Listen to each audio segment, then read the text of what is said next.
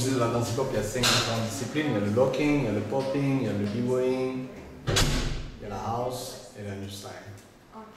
Donc le b-boying, c'est la discipline qui est spécialisée au sol, donc c'est les personnes qui utilisent le corps et le sol. Moi, ce que j'aime de la danse, j'aime le mouvement, je pense que je suis un passionné du mouvement et j'aime cette relation avec le sol. Danse, contact au sol, avec le mouvement, c'est ça qui m'attire le plus, quoi. Le contrôle du mouvement, arriver à créer des lignes et des formes, et des ondulations, des effets et tout ça, c'est tout ce qui m'a toujours attiré. Après, il y a l'aspect technique aussi.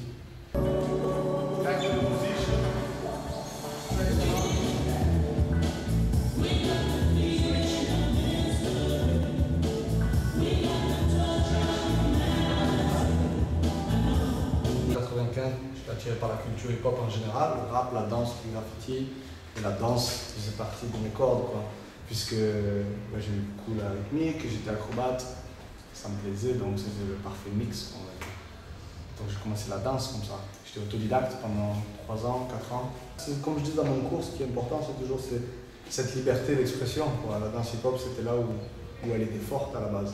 C'est une liberté d'expression, il n'y avait pas de code, c'est juste, il y avait la musique et puis chacun venait et puis développait sa propre originalité, sa propre danse, son propre mouvement, avec sa propre morphologie, donc c'était cool, mais avec le temps bien sûr, ça évolue et puis il y a des pionniers, il y a des personnes qui créent, il y a des bases qui se créent, il y a des codes qui se créent, et ces codes-là sont intéressants aussi puisque c'est les fondations et puis c'est la base de la danse qui évolue.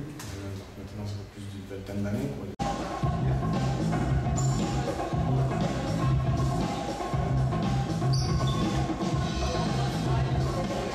C'est une danse de rue. Oui et non, oui, ça a commencé dans la rue comme toutes les autres cultures, mais bon, après, ça a évolué, quoi. Ça a évolué, maintenant, ça fait une vingtaine d'années qu'elle est établie, donc il y a eu cette évolution, il ne faut pas l'ignorer non plus. Donc tu as des danseurs, chorégraphes ou directeurs artistiques qui sont des danseurs hip-hop, mais qui n'ont rien à voir avec la rue. Mais c'est sûr que l'essence ou la force à la base de cette discipline était le message, était cette force négative transformée en force positive. Tout ça, c'était l'essence même de la base de cette culture, de la danse hip-hop, qui a fait sa force d'ailleurs, qui l'a fait évoluer et qui l'a fait durer aussi longtemps, quoi.